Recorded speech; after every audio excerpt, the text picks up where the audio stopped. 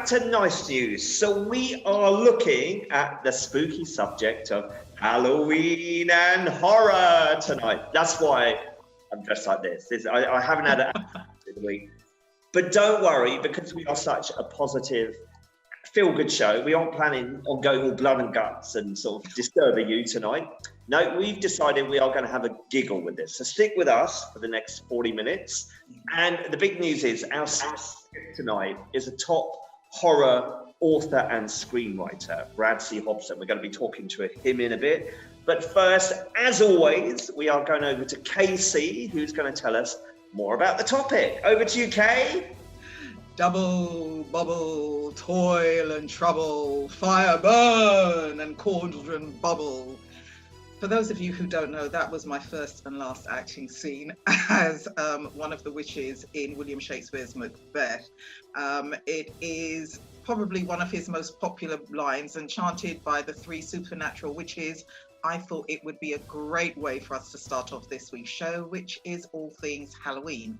But before we get there, I've got some nuggets of nice news for you. As always, the links to the full stories can be found on our social media pages. Now, if I say to you Michael Jordan, you'd be like, yeah, 6-time NBA basketball champion, legend, billionaire, business mogul, keen golfer.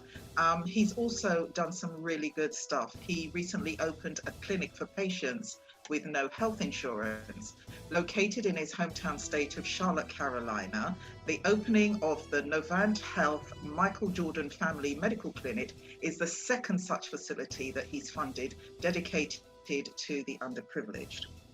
Now, we've spoken often on Nice News about how this pandemic has kept us away from our friends and our loved ones, but this story about this little boy called Romeo Cox reminds us that love has no boundaries. He's 10 years old, and during the lockdown, he wanted to get a hug from his grandma, as we all do. Thing is, he lives in Palermo in Sicily, and his grandma lives here in London. So he decided if he couldn't get a plane, he was going to walk. So he started off in June. Romeo and his dad, Phil, walked nearly 3,000 kilometers through Italy, Switzerland, and France. They encountered wasps, feral dog, and even struck up a relationship with a wild donkey, also that he could get a hug from his grandma. The walk helped him raise nearly £12,000 for charity, and as a grandmother's child, I get this because I would do anything right about now to get a hug from my grandma Urs. But anyway, let's get back to tonight's topic, which is Halloween. It was originally called All Hallows Eve, and the history of these celebrations started about 2,000 years ago with the ancient Celtic festival of Samhain, and that's considered to be the earliest known celebration of what we now call Halloween. In this festival, bonfires were built and animals sacrificed to the gods, all to enhance the spirit of Samhain so that the Celtic priests would find it easier to predict the future. In what was probably the first instances of people dressing up like I have, the villagers, I should say, stood around the bonfire wearing costumes of animal heads and skins. Now, until the 17th century, All Hallows Eve fell on May the 13th. But that shift to where we celebrate it now, the 31st of October, is as a result of this Samhain festival that I told you about, because they celebrated All Hallows Eve on the 31st of October and All Saints' Day on the 1st of November.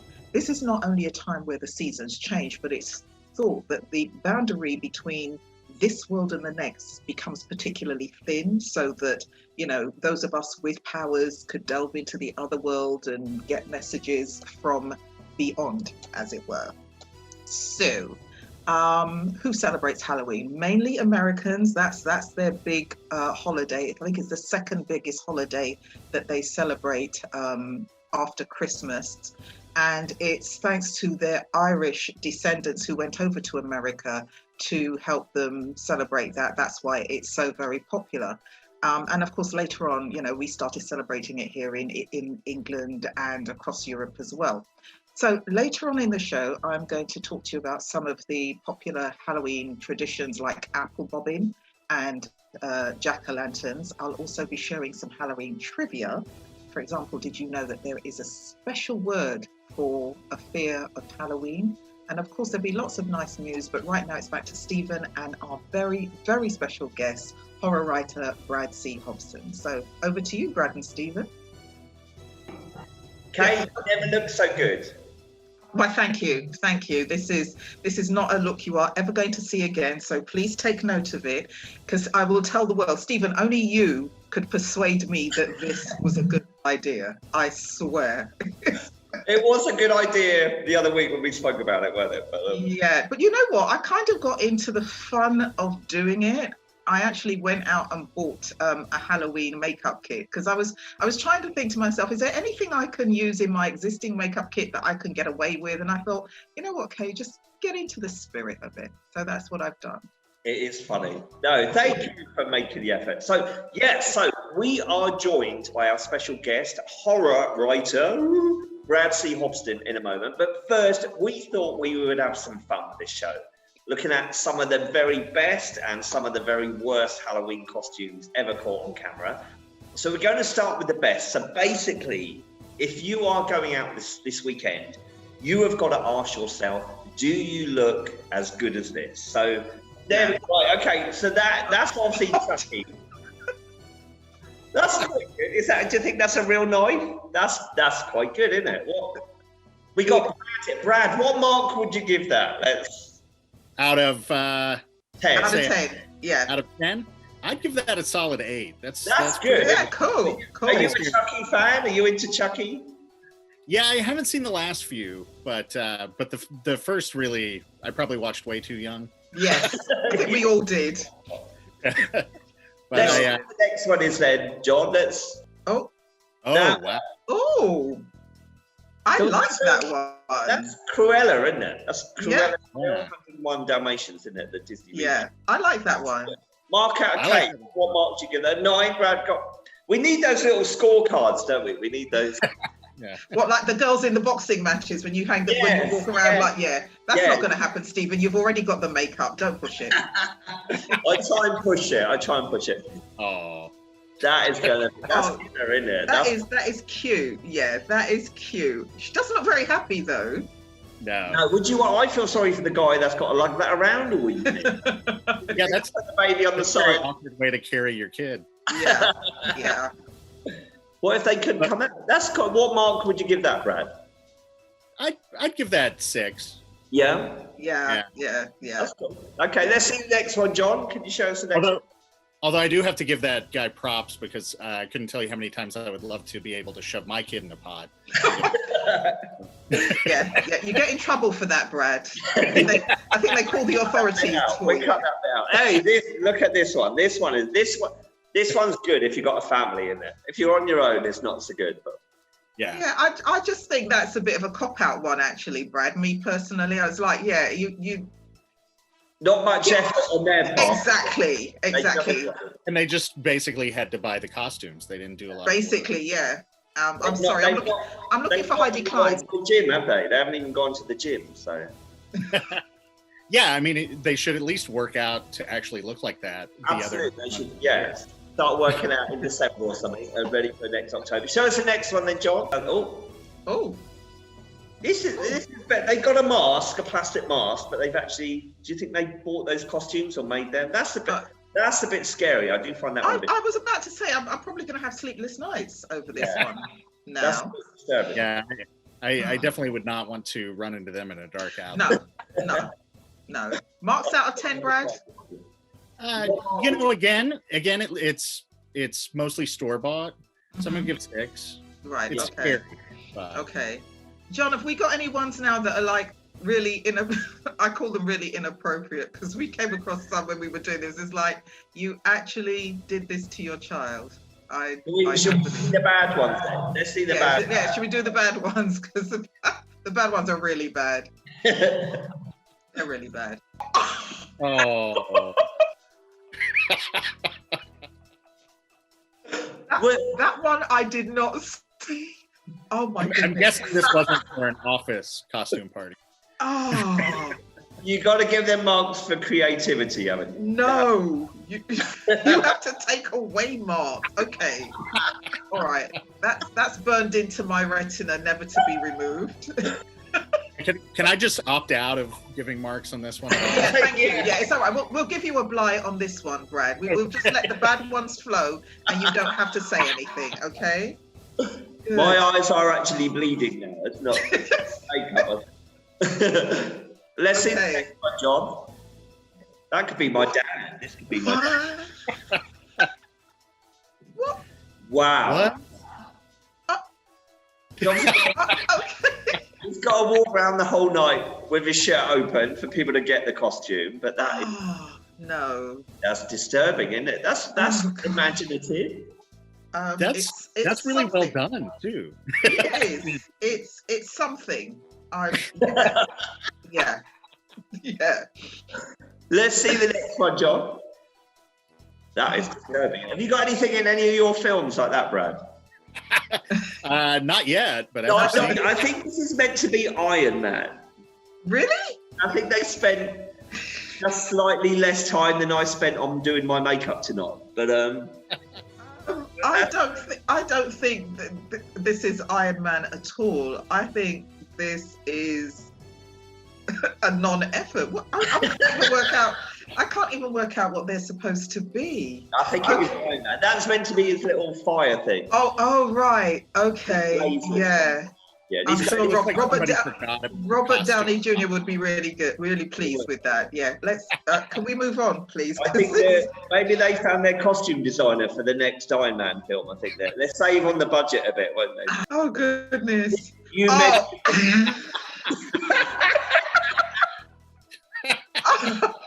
Okay, Brad, can I just say, when I saw this, I said to Stephen, this is a child whose parents did not reach down the back of the sofa to get this costume. They thought about it.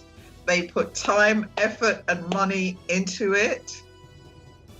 And I feel the need to call child services. I know. I think they need to look It's definitely not a last-minute decision.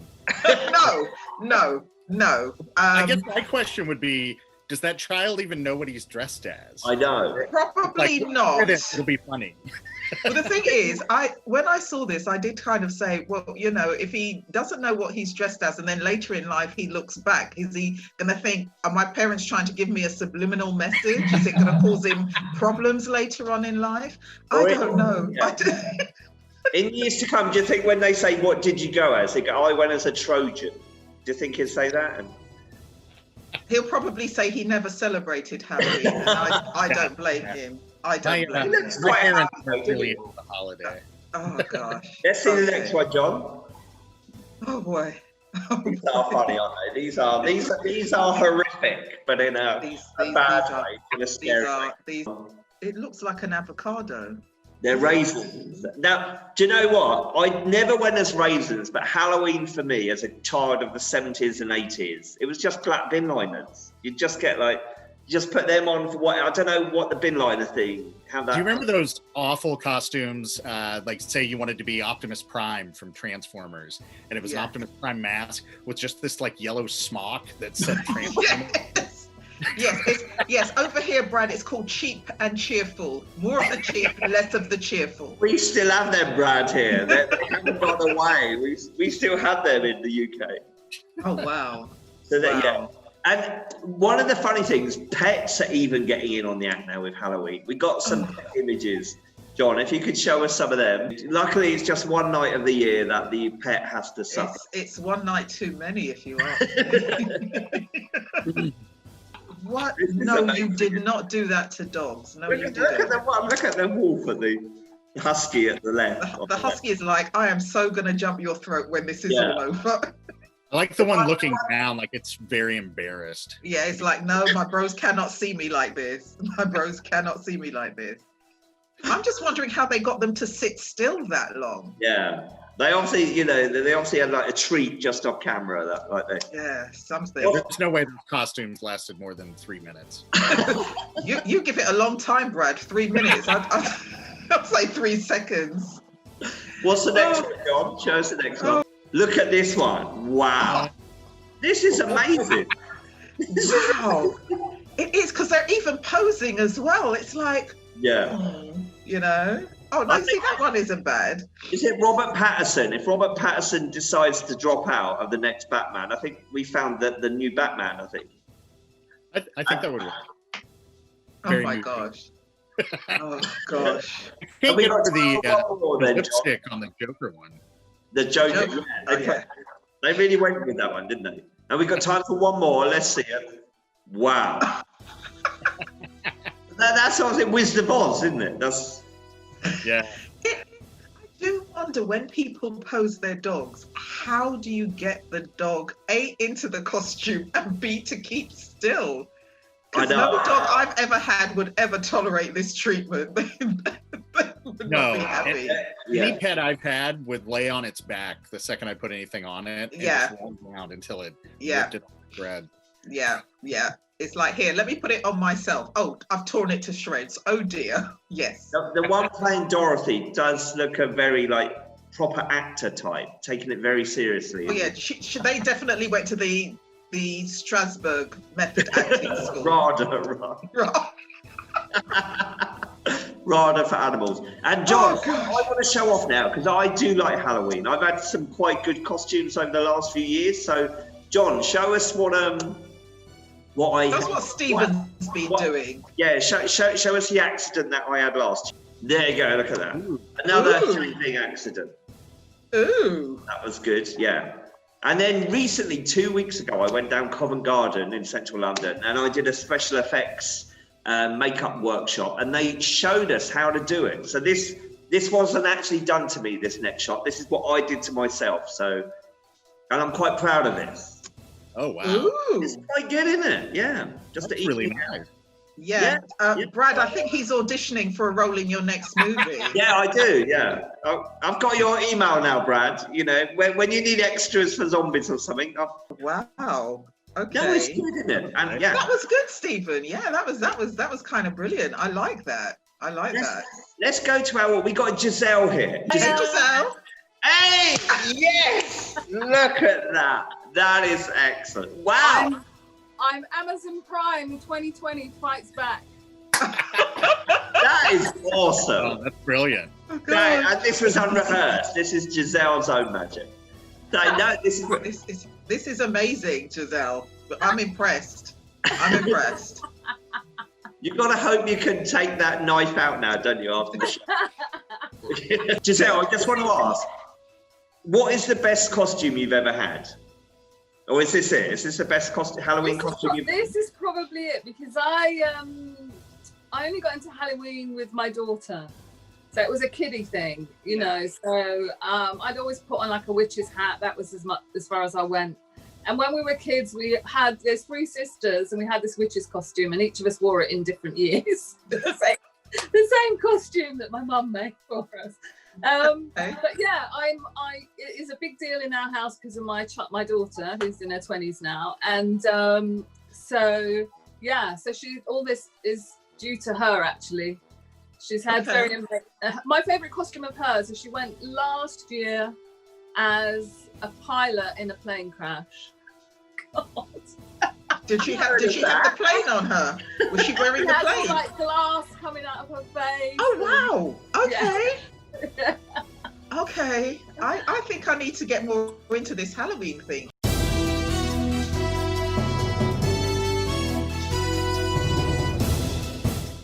Sewing phobia, what is that? It is if you have a fear of Halloween. I told you there was an official term, and that is it.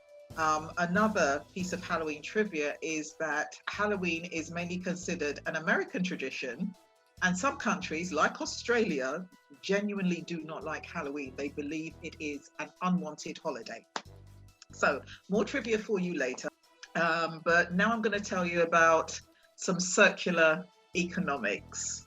That's recycling to you and I, just like being consciously uncoupled is getting divorced.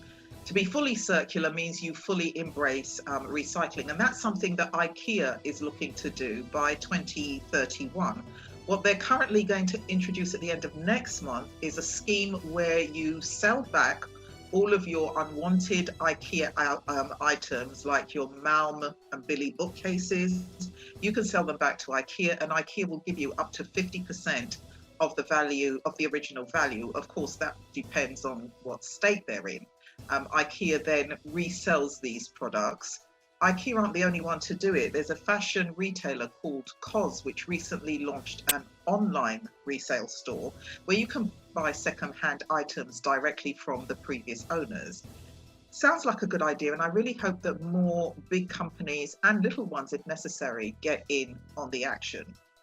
Stephen, did you know that pumpkins are classified as a fruit and not a vegetable? I did. See, that's why I am here. That's why I'm here. Speaking of pumpkins, I'm going to tell you about one of the Halloween traditions of jack-o'-lanterns. As we discussed earlier, the theme of Halloween came from Celtic and Gaelic lands, and the idea of the jack-o'-lantern came from Ireland, and it was meant to scare away evil spirits. Originally, turnips or large potatoes were carved with scary faces and placed by doors and windows to protect the householders. According to Irish folklore, Jack was a blacksmith who had tricked the devil on several occasions. And when he died, the devil said, right, you're not coming to hell. And for some reason, God said, well, you're not coming to heaven because you've been dealing with the devil. So he was caught between a rock and a hard place.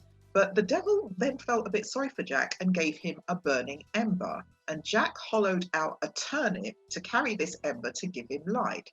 As I said, Halloween is popular in the States thanks to the early Irish immigrants. They took the tradition of the jack-o'-lantern to America. When they got there, they realized that pumpkins were more readily available and made better jack-o'-lanterns than turnips. So that's why pumpkins are the jack-o'-lanterns.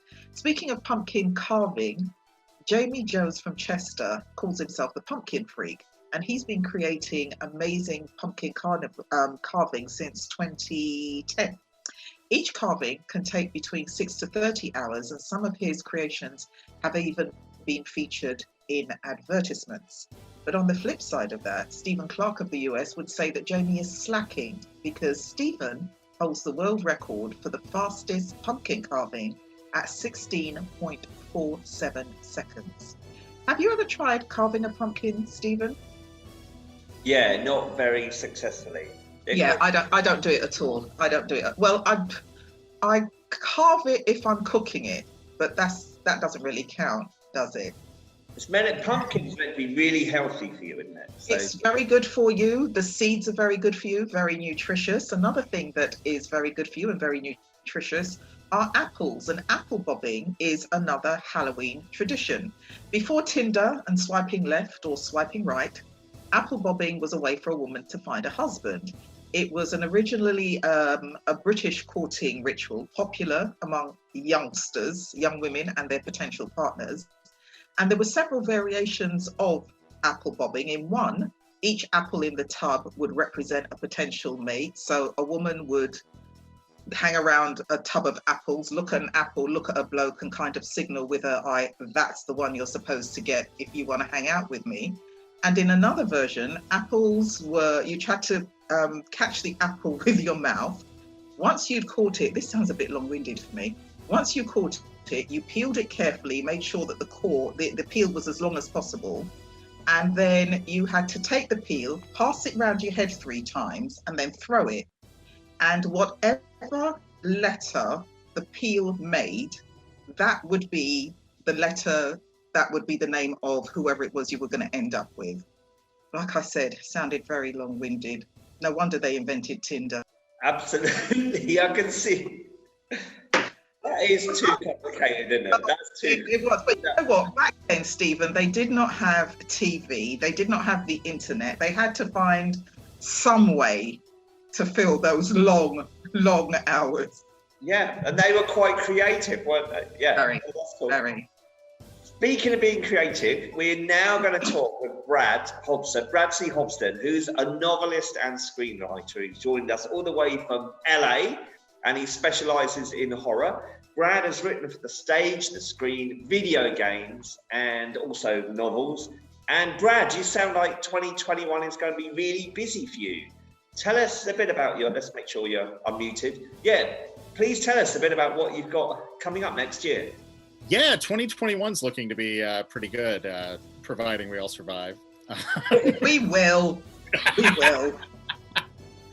But yeah, I've got a new novel coming out next year. I have a follow-up to my short story collection that was recently released, Where Carrying Gods Dance, and have a couple of feature films. I have a web comic with Webtoon that's launching. So yeah, so about the time where I can get back out and move around the world, I'll be too exhausted to do it, I think.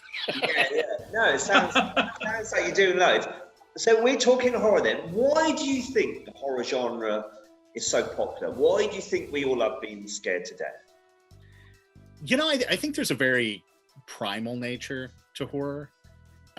You know, storytelling goes back to when we were sitting around fires and afraid that when the sun set, that meant the sun god was angry at us, and you know, and we would tell stories. That was the kind of the basis of human civilization, and those early stories all revolved around the things in the dark. You know, you find this even with cave paintings. Mm-hmm. That there's always, you know, most cave paintings are about hunting, but one interesting thing that they found with cave paintings is there are a lot of monsters depicted, things that didn't actually exist, that obviously came from the stories that they were telling one another. And when you think about it, I mean, how frightening would the dark be then? You know, all you have is your little firelight. You have no idea what those noises are. So yeah. I think that's something that's just kind of imprinted in the backs of our brains. It's right there in our lizard brain. You know, the desire to be afraid. So as a man responsible for spooking us all, what has been the biggest horror movie moments that have really stuck with you? I am a huge fan of The Exorcist. Most of the horror movies I watched way too young, I think.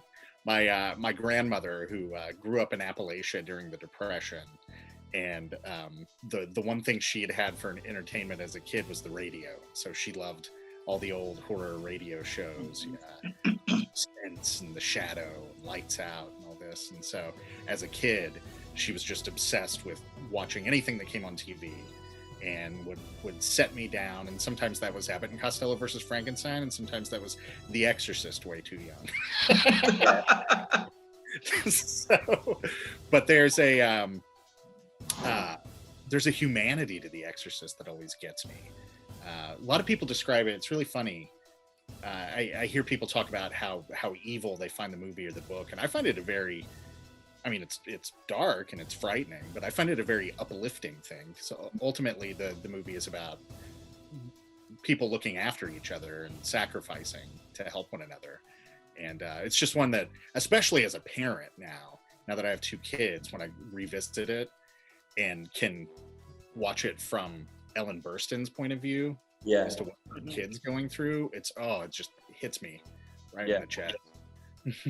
It's funny you say that, Brad, about The Exorcist. It's not a film that I've watched, but one that I have, that I think is also about looking after it and the love of a child is, I don't know if you've ever watched a similar film called Audrey Rose. Yes. Right. Audrey Rose was like you. I watched that film way too young.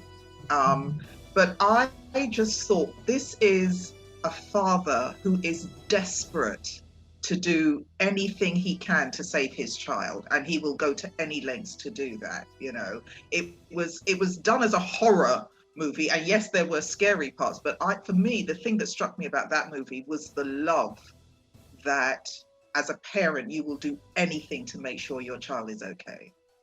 There's that way, the high stakes, isn't it? You have to set up the stakes of what is going to be, what is under jeopardy, isn't it? If you show a compassionate family, and then that's at risk. Yeah, and you have that emotional connection. So it's not just all scares and gore, which, don't get me wrong, is fun. Like, I love, again, just being a kid and watching them way too young. I'm a huge fan of like 80s slasher movies, for instance. Yeah. Okay. Friday the 13th and all that. But they're fun in kind of a cheesy way. Yes. And yes. But there's so much of the best horror has that emotional grounding to it. Did you ever see a film called The Changeling with George C. Scott? No, I No. didn't. I haven't. I think it was like 1981.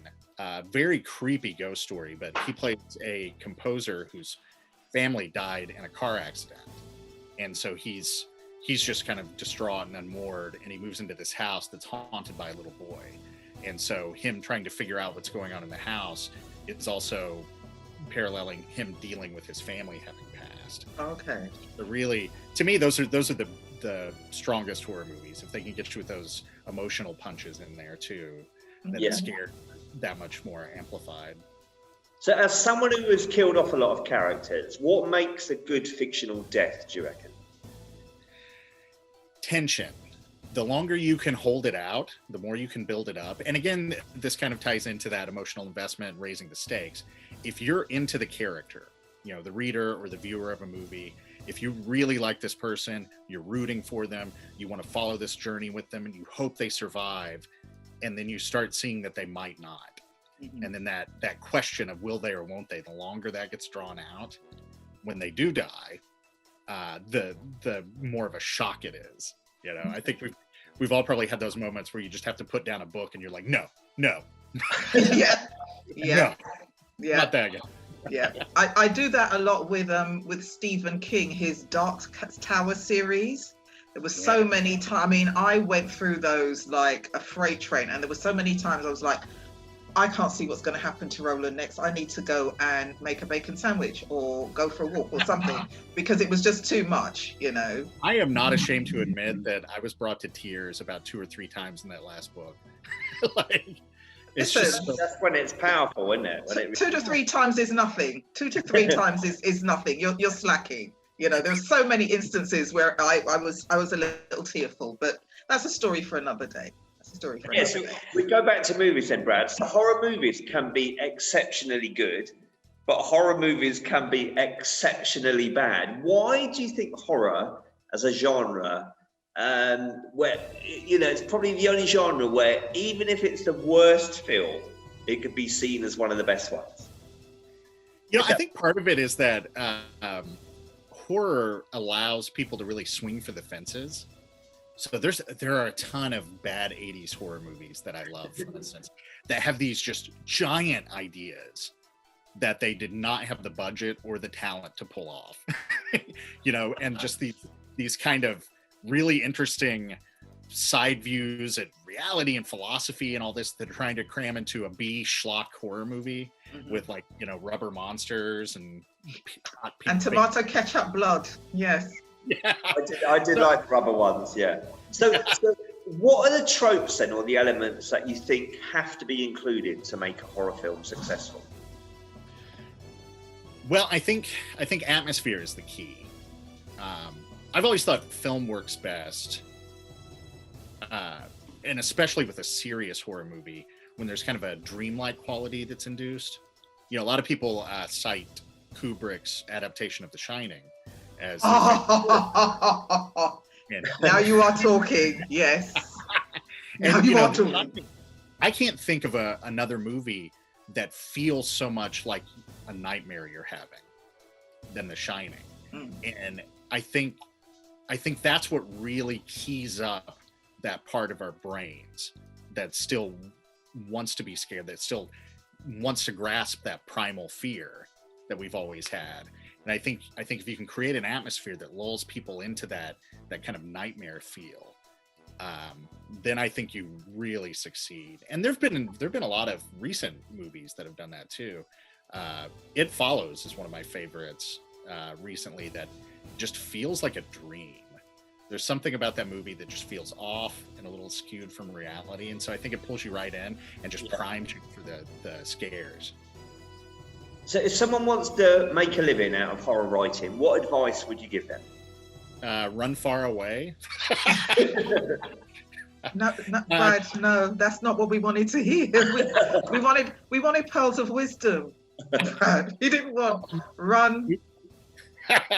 We actually are in the genre is kind of in a boom right now, and there have long been ups and downs. It had a huge explosion in the 80s, and then the 90s it was kind of starting to dry up and hard for writers to make a living. But right now we're in a big boom, and so I think there's a lot of opportunity. My biggest advice I would give is just educate yourself and know what's been done.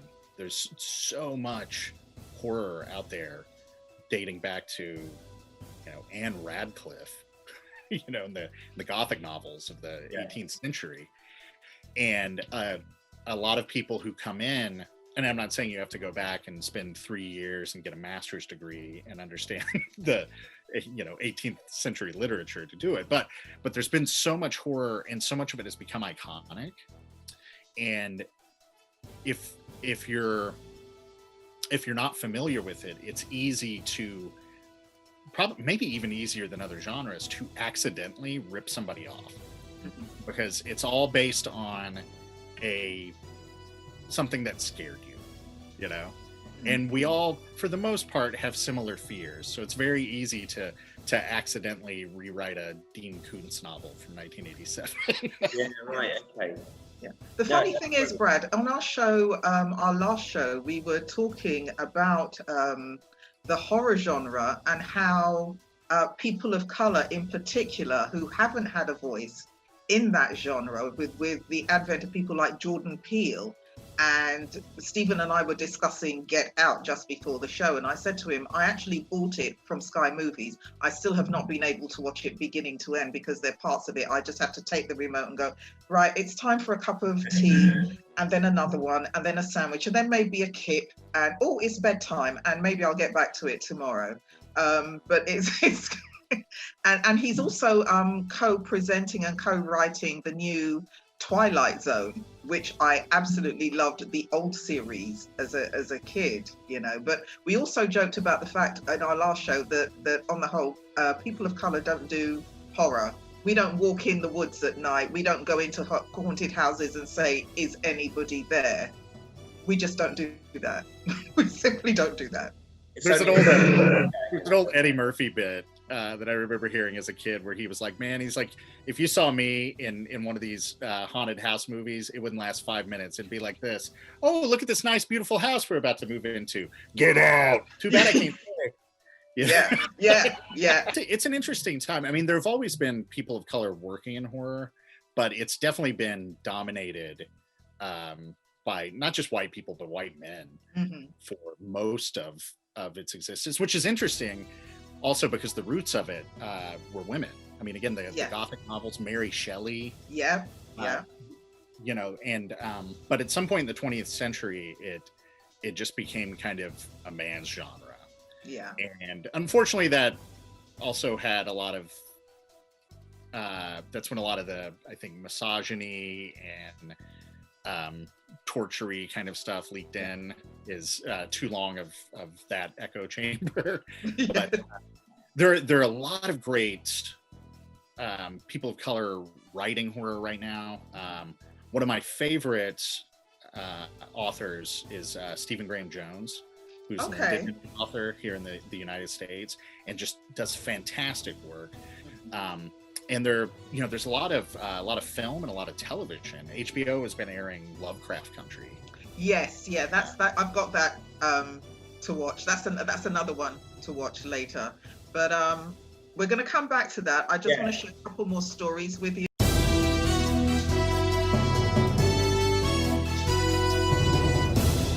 We're looking at some of the traditions of Halloween. Trick or treating is another one that we've talked about, and that has its origins also in Ireland and Scotland. It was originally known as guising, and the original saying was trick for treat. And it was when mainly young people dressed up in costumes, and in exchange for performing tricks, poems, or acrobatics, i.e. tricks, they would be rewarded with food or money or gifts, which were called treats. Earlier in the show, Brad and Stephen mentioned Halloween, and this was certainly, for me, a film that had a lot of lofty ideas, but a small budget. And I came across this story thanks to Jonathan. The Halloween film was originally called The Babysitter Murders, which doesn't really roll off the tongue. And it was created on such a tight budget that they had to use the cheapest mask they could find for the Michael Myers character. And that cheap mask turned out to be a William Shatner Star Trek mask that they stretched. William Shatner didn't know about this for many years, but he said when he found out about it, he felt a bit honoured. And speaking of trick or treating, there's not going to be much of that going on worldwide this year because of this pandemic. But one Thetford sweet shop owner has found a way to make sure that whilst the kids may not be able to trick, they're going to get their treats. Like many people, Richard Taylor and his wife, Katrina, started a sweet shop business during the pandemic. It was really successful, and they decided that they wanted to give something back to the community. So Richard's going to be dressed up as Batman. He's going to deck out his car as a Batmobile and go around delivering sweets to children who can't get out. Of course, he will be taking all safety precautions. One quick question for you all. Does anybody know somebody famous who died on October the 31st? Anybody? Harry Houdini? Yes, he did. And I was saying to Stephen earlier, a lot of people think Houdini died because of this water chamber, trick that he used to do. But Harry apparently asked, Big He-Man asked a couple of young men to hit him in his stomach to prove how strong his stomach muscles were. And one of them actually ruptured his appendix, but he didn't know about that. So it was actually a ruptured appendix he died of, and not the water torture, I can't get out of the chains. Although I'm trying to work out, why would you put yourself in water, lock yourself in chains, and then give yourself like a minute to get out? That doesn't work for me. Really, really doesn't work for me. Sorry. That's all of our nice news stories for today. Brad? I'd like to thank you, Brad, for joining us all the way from sunny LA. Thank you so much. It has been a true pleasure and an honor having you as a guest on our show. And I hope having me on. It was a lot of fun. I hope we can call you back. Yeah. Anytime. Great. Remember, no putting your kids in a pot. You get in a bit of trouble that way. I'm just saying. Not that I've ever done it, but I've heard. Now, I want to thank everyone that's helped make tonight's show possible. Jonathan and Declan, our crew. Thank you. Brad, certainly for joining us. You brought the sunshine of LA to us. It's getting a bit hot and wet here in the UK. Yeah, as always, all of the stories which Kaie has featured, plus the images and video footage, will be found on our Facebook page from tomorrow. Next week's show is all about self-worth. Because next 2 weeks. Next 2 weeks. 2 weeks, that's it, yeah, 2 weeks. The next show is self-worth because you're worth it. Yeah. What was that? Before I go, just one more thing to tell you, and I know you all agree with this. There's an old saying in Africa: when you educate a man, you educate an individual. When you educate a woman, you educate a nation. And if I had a mic, I'd drop that, because when I saw that, I was like, yeah.